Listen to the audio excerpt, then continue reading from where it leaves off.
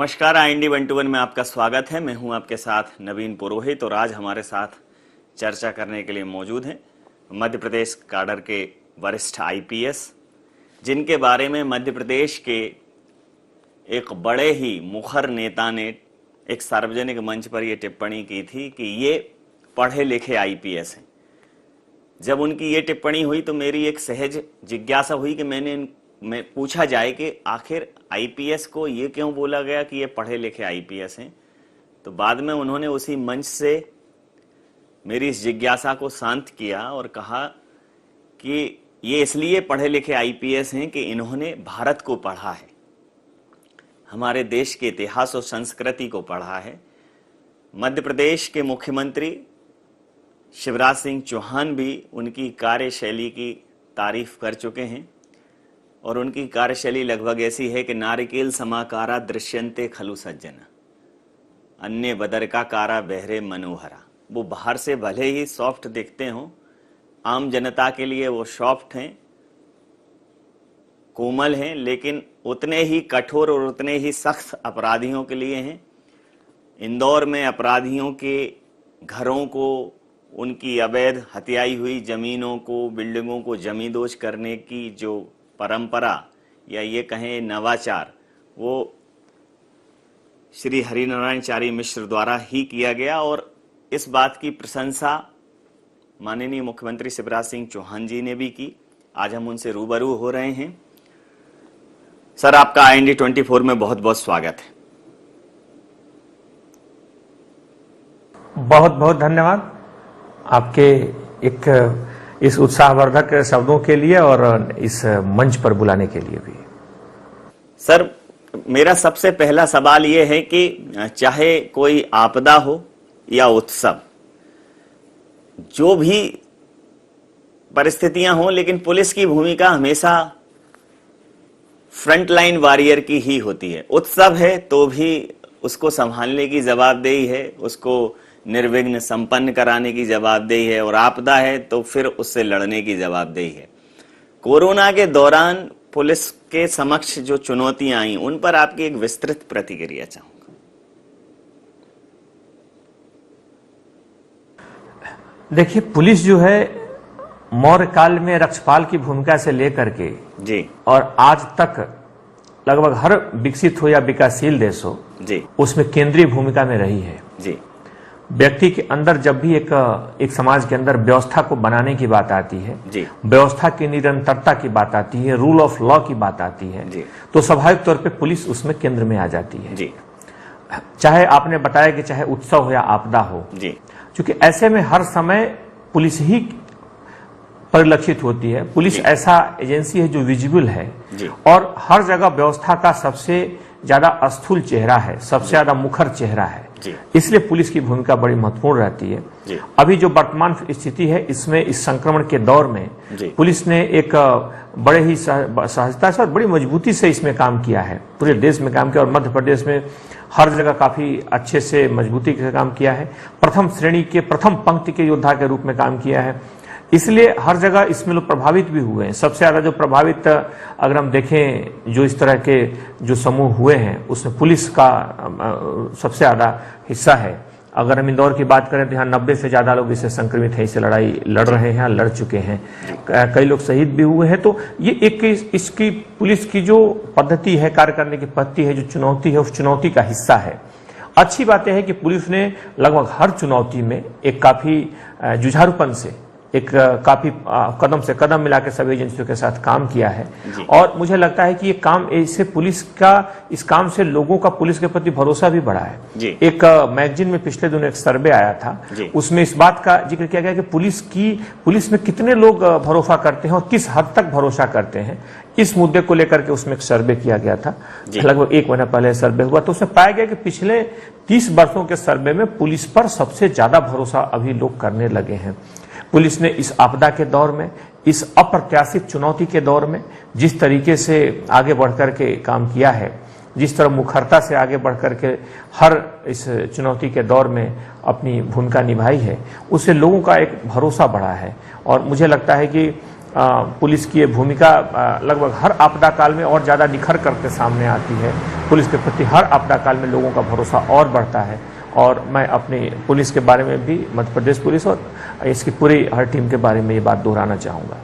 जी, Madhya Pradesh police के एक वरिष्ठ अधिकारी हैं IPS पवन जैन साहब, उनकी कवि भी हैं वो, तो उनकी एक कविता है कि प्यार मोहब्बत नफरत, प्यार मोहब्बत इज्जत ताली, जाने कैसी बस्ती है, घृणा गुस्सा नफरत गाली, इनसे मेरी हस्ती है।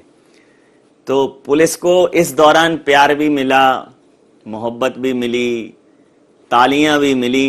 पहली बार लोगों का नजरिया बदला। लोगों का एक जो जनरल परसेप्शन था कि पुलिस चौराहों पर होती है तो किसी और मकसद की वजह से होती है, ऐसा पुलिस आम जन के मानस में एक छवि पुलिस की थी। लेकिन इस बार पुलिस को लोगों ने गाना गाते देखा, पुलिस को लोगों ने बीमारों को हॉस्पिटल ले जाते देखा, घर की जो रोजमर्रा की चीजें उनकी सप्लाई कराते हुए देखा। लोगों ने उन्हें देखकर बालकनी में आकर तालियां बजाई, अप्रिशिएट किया।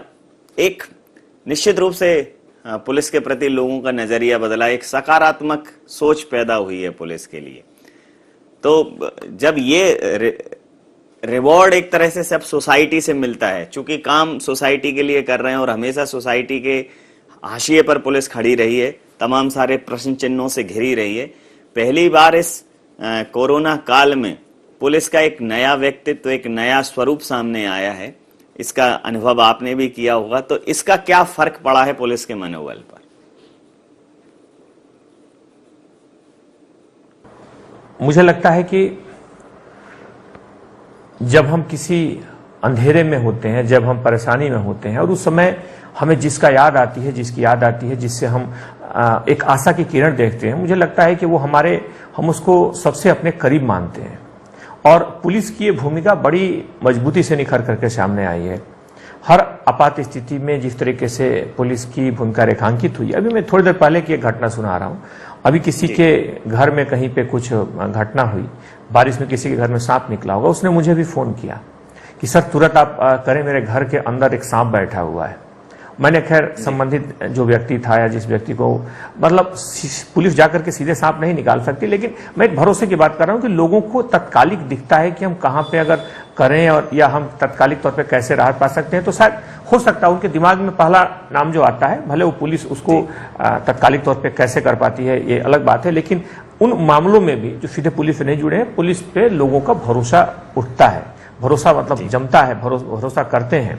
तो ये मुझे लगता है कि एक अच्छी बात है। जहां तक आपने पुलिस के विभिन्न पहलुओं की बात की, मैं उसके बारे में कहना चाहूंगा कि पिछले दिनों पुलिस ने लगभग हर उस चीज को, मिथक को तोड़ा है जो शायद लोग पुलिस से नहीं मिले थे, पुलिस से नहीं जुड़े थे और दूर से एक मिथकीय धारणा बना लिए थी कि नहीं पुलिस ऐसे होती है, पुलिस कभी पीटती है, तंग करती है। कुछ हो सकता है नकारात्मक धारणा कुछ लोगों के मन में हो, लेकिन अभी आपने देखा, मैं इंदौर का जिक्र करूं अगर, तो यहाँ पे हम जानते हैं कि जब पुलिस के जो ऐसे कई स्टॉल थे, कई ऐसे जगह थे, पंडाल थे जिसमें पुलिस का बैनर तो लगा था, लेकिन उसके अंदर आने वाले लोगों को, मजदूरों को, तमाम प्रवासी मजदूरों को जहां से गुजरते थे, जन सहयोग से ही, लेकिन बड़े पैमाने पर उन्हें भोजन कराया जाता था, उन्हें रोका जाता था, उन्हें तत्काल उस जब गर्मी के दिनों में जब आते थे तो उनकी ठीक ढंग से कैसे उनकी समस्याओं का निराकरण हो, इस पे ध्यान दिया जाता था।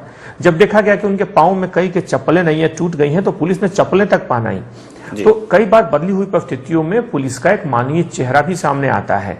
उन परिस्थितियों में पुलिस ने कई, जो आपने बोला कि कई चीजों को पुलिस ने गाना गाया, पुलिस ने इस तौर पे लोगों को जोड़ने के लिए, कुछ लोग तो ऐसे होते हैं जो हो सकता है चीजों को न समझें, उनके लिए वैधानिक कार्रवाइयां भी की गई, सख्त कार्रवाइयां भी की गई, लेकिन सामान्य व्यक्ति कई बार जुड़ने के लिए उन चीजों को एक अगर सही ढंग से रखा जाए तो बिल्कुल समझता है और उनको फॉलो भी करता है। उसके लिए पुलिस ने कई क्रिएटिव तरीके अपनाए। आपने पढ़ा होगा कि कोई व्यक्ति, कोई पुलिसकर्मी यमराज के भेष में घूम रहा है और लोगों को बता रहा है कि अगर आपने ये नहीं माना तो मैं ऐसे आ जाऊंगा। तो एक क्रिएटिव तरीका था लोगों के मन तक पहुंचकर अपनी बात को कहने का।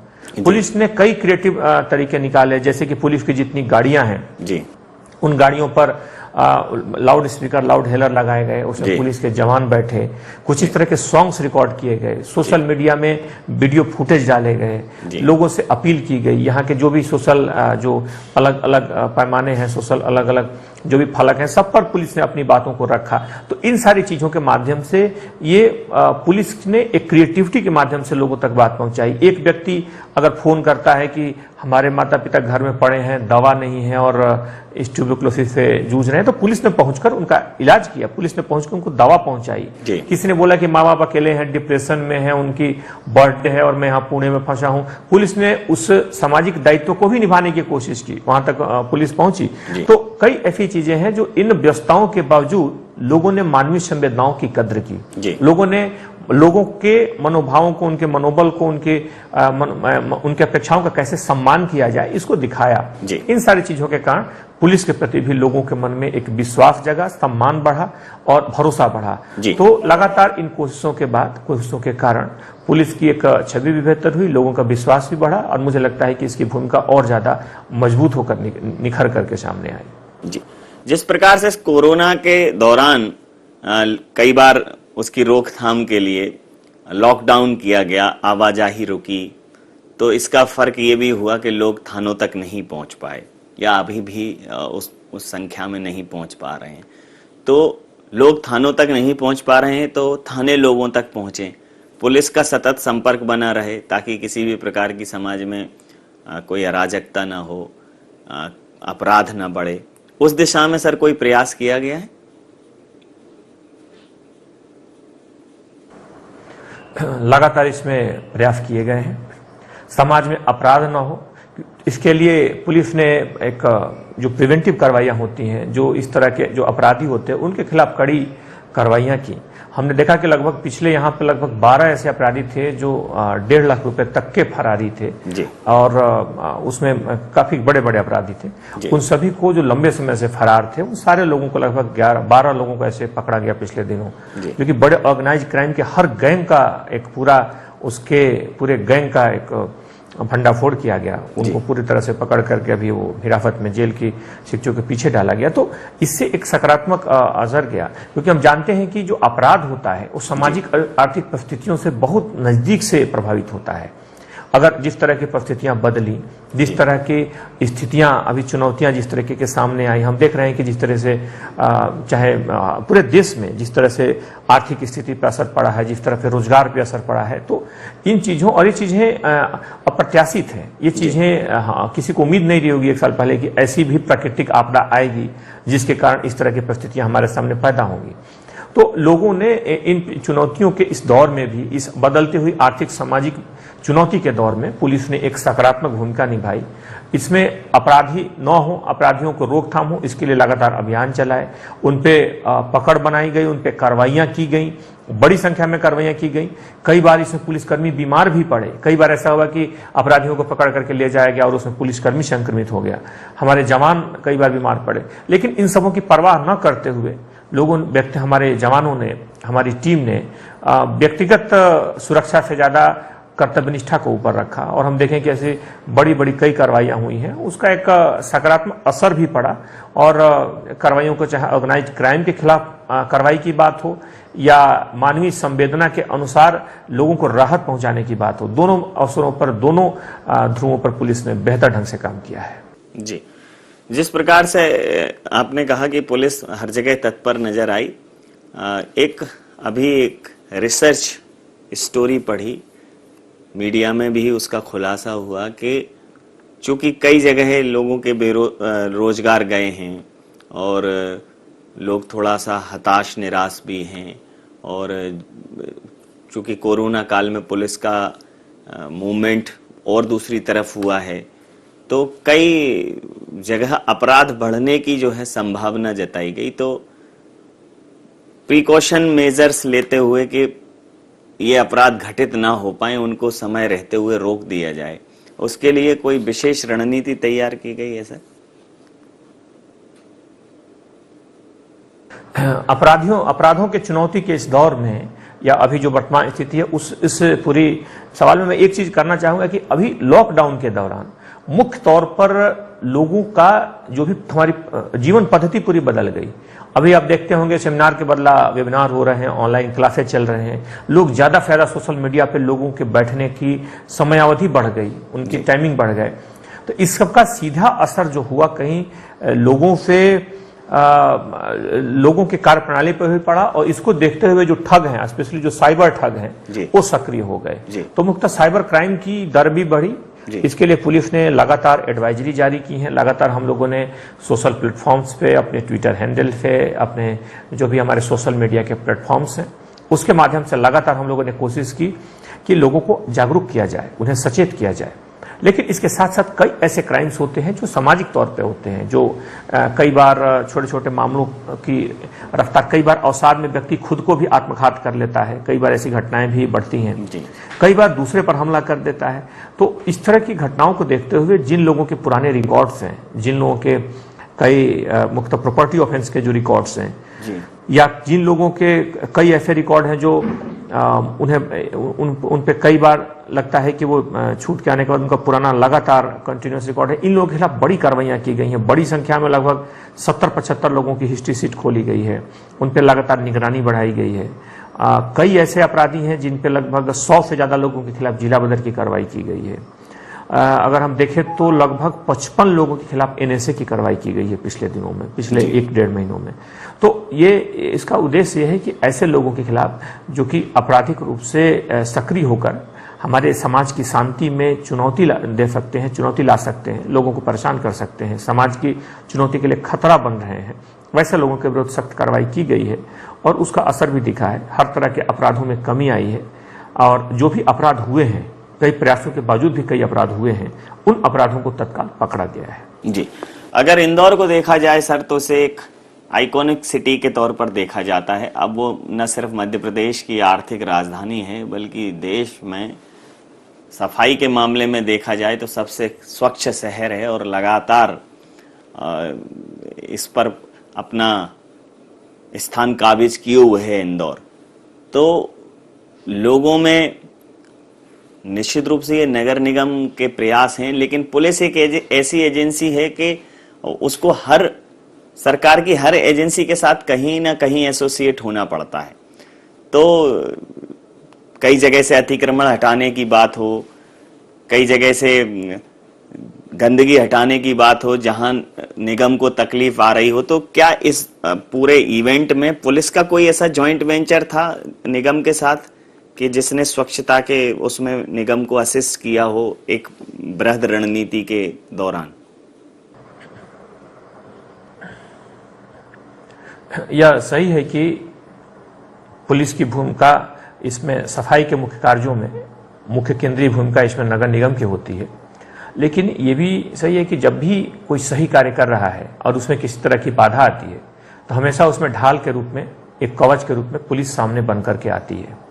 अगर कोई किसी तरह की बाधा पैदा कर रहा है, किसी तरह का अतिक्रमण को मुक्त होने से रोक रहा है, कई तरह के, तो इन सारे मामलों में पुलिस तत्परता से सामने आती है और संबंधित व्यक्ति के विरुद्ध कठोर कार्रवाई करती है। बल्कि इंदौर में तो निगम और पुलिस ने बड़ा कंधे से कंधे मिलाकर काम किया है। कई ऐसे अपराधियों को, जैसे अपराधी जिन्होंने अवैध अतिक्रमण कर रखे, जिनका आपराधिक अतीत रहा है, ऐसे लगभग बड़ी संख्या में अपराधियों के विरुद्ध कार्रवाई की गई है और उसका काफी सकारात्मक असर रहा।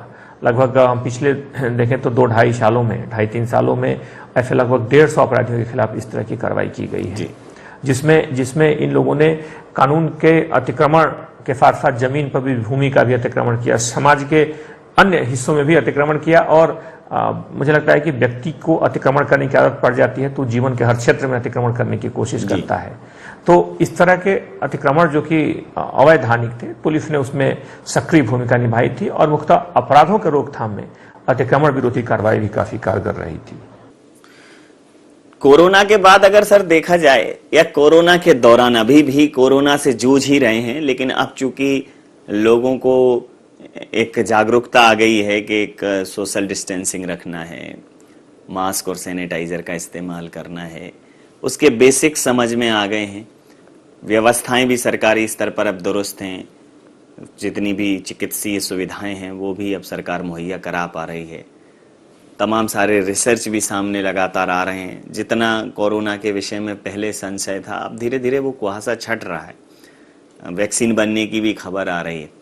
लेकिन इस पूरे दौरान जैसे कि हर चीज में कुछ ना कुछ बदलाव हुआ है, चीजें ऑनलाइन ज्यादा हुई हैं, कॉन्फ्रेंसेस हुई हैं, सब हुआ है। लेकिन पुलिस एक ऐसी एजेंसी है कि वो उसकी आभासी उपस्थिति संभव ही नहीं है। उसे तो उपस्थित होना ही पड़ेगा भौतिक तौर पर, शारीरिक तौर पर सामने। जहां बाकी सब चीजें कॉन्फ्रेंसेस से चल जाएंगी, सारे संवाद बाकी तमाम माध्यमों से चल जाएंगे, तकनीकों के माध्यम से चल जाएंगे, लेकिन पुलिस को तो सशरीर उपस्थित रहना पड़ेगा। तो चुनौती भी ज्यादा है, जिम्मेदारी भी ज्यादा है और वर्कलोड भी ज्यादा है। तो इससे निपटने के लिए क्या कुछ कार्य योजना थी? कैसे उनका मोरल बूस्ट किया? जवानों की हौसला अफजाई कैसे की? कई जवान कोरोना से संक्रमित हुए तो उनके परिवार का तनाव, इस टाइम का प्रेशर, मतलब उसका अंदाजा लगाना भी हमारे लिए तो मुश्किल है। आपसे समझना चाहूंगा, चूंकि मुखिया हैं आप, तो मुखिया पे तनाव और ज्यादा रहता है। कुछ भी कहीं ऐसी व्यवस्था स्थितियां निर्मित हो जाएं कि 2-5 पुलिसकर्मी कोरोना संक्रमित हो गए तो उसका सीधा तनाव आपके चेहरे पर कई बार देखा गया। तो कैसे जूझे उन सारी परिस्थितियों से? आप बिल्कुल सही कह रहे हैं, ऑनलाइन डंडे नहीं चलाए जा सकते, बिल्कुल आप सही बोल रहे हैं। इसके लिए पुलिस को जमीन पर और उस कटिंग एज पे रहना ही होगा जी। और अगर हम देखें तो पुलिस ने उसके लिए लगातार तैयारियां की हैं। पुलिस के जवानों को लगातार मोटिवेट किया गया है जी। उन्हें उन संसाधनों के पास रखा गया है जो संसाधन उनके कार्रवाई में आत्मविश्वास को बढ़ाएं जी। उनके स्वास्थ्य के देखभाल की सुरक्षा सुनिश्चित की गई है जिससे वो बेखौफ होकर के फील्ड में उतर सके जी। हमारे यहाँ कार्यालय में एक अतिरिक्त पुलिस अधीक्षक स्तर के अधिकारी को एक नोडल अधिकारी बनाया गया है जी। जो कि पूरे जवानों की किसी भी स्वास्थ्य संबंधी समस्या पे एक कॉल पर संबंधित अस्पताल में उनकी भर्ती कराना, उनके स्वास्थ्य को देखरेख करना, उनके परिवार से लगातार संपर्क रखना, इसकी 24 घंटे लगातार मॉनिटरिंग करते हैं जी। तो ये चीजें पुलिस के लिए काफी अहम है और इससे जवानों का एक मनोबल बढ़ता है कि अगर कोई आपदा हुई, कोई अगर परेशानी हुई तो हम अकेले नहीं हैं, पूरा हमारा पूरा पुलिस परिवार, पूरे समाज, पूरा एक जो संस्था है हमारे साथ खड़ी है जी। और इन चीजों का भरोसा हमारे जवानों में है। इन चीजों को उनके गतिविधियों में, जहां तक कार्रवाई की बात है, पुलिस ने लगातार कार्रवाइयां की हैं क्योंकि पुलिस की अनुपस्थिति से अपराध बढ़ेगा। बल्कि हम कहें तो कोरोना काल में पुलिस की चुनौतियां कई रूपों में बढ़ी हैं। जैसे कि पहले हम इस बात पर अब कार्रवाई करते थे कि कोई व्यक्ति अगर अचानक संदिग्ध रूप से मुंह ढक करके जाता है तो उसे पकड़ करके हम उस पर चालान करते थे या उसकी एक बार निगरानी करते थे, उसकी कम से कम उसकी चेकिंग तो हो ही जाती थी पुलिस के द्वारा कि आखिर क्यों ये भरी दोपहर में मुंह पे कपड़े बांध के जा रहा है। उससे पहचान तय होती थी व्यक्ति की, अपराधी की। लेकिन आज जो परिस्थितियां बदली हैं, अगर कोई मुंह पे मास्क न लगाए तो उसका चालान करना पड़ता है क्योंकि वो जो भी परिस्थितियां बदली हैं उसमें पुलिस की चुनौतियां उसमें पुलिस की चुनौतियां भी बढ़ी हैं जी। पुलिस ने इसको दूसरे तरीके से अपने कार्रवाई को बदला है। इसमें जो तकनीकी पक्ष है, इसमें जो ह्यूमन इंटेलिजेंस का पार्ट है जी। जो जमीनी रूप से जो सूचना संकलन है जी। लोगों से जो परस्पर संवाद के माध्यम से, इन सारी चीजों के जरिए पुलिस ने अपने सूचना संकलन के जमीनी स्तर को, जमीनी स्रोत है उनको मजबूत किया है जी। क्योंकि पुलिस को कार्रवाई भी करना है और अपने परफॉर्मेंस भी देना है जी। समाज में सुरक्षा व्यवस्था और सुनिश्चित करना है, लगातार उसकी विजिबिलिटी, दृश्यता हमेशा रखनी है। इन चीजों को देखते हुए परिस्थितियां चाहे जो भी हों, उन परिस्थितियों के अनुरूप ढाल करके प्रदर्शन की अपेक्षा हमेशा पुलिस से रहती है और पुलिस की पूरी कोशिश है कि उन अपेक्षाओं पर खरी उतरे जी। निश्चित रूप से सर, कोरोना की इस जंग में पुलिस के योगदान को भुलाया नहीं जा सकता। जंग जारी है और पुलिस अभी भी फ्रंट लाइन वॉरियर के तौर पर लड़ रही है। और मैं तो सिर्फ इतना ही कहूंगा कि अगर पुलिस को देखकर मुझे कुछ याद आएगा तो मैं यही कहूंगा कि जब तक हौसला नहीं होगा और एक भी फैसला नहीं होगा, और अगर ये खाकी पहने हुए सिर्फ अपने भले की सोचेगा तो फिर किसी का भला नहीं होगा। तो बहुत सारी विपदाओं, आपदाओं के बीच बिना ये परवाह किए, बिना सेफ्टी मेजर्स लिए, बिना और प्रिकॉशंस के पुलिस को कूदना ही पड़ता है। और जिस प्रकार से मध्य प्रदेश पुलिस ने कोरोना के दौरान अपनी जिम्मेदारी निभाई है, समाज ने भी यह महसूस किया होगा कि हमारा ये बहुत महत्वपूर्ण अंग है।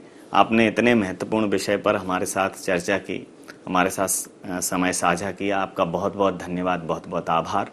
IND 121 में इतना ही। आप बने रहिए IND 24 के साथ और देखते रहिए IND 24। नमस्कार।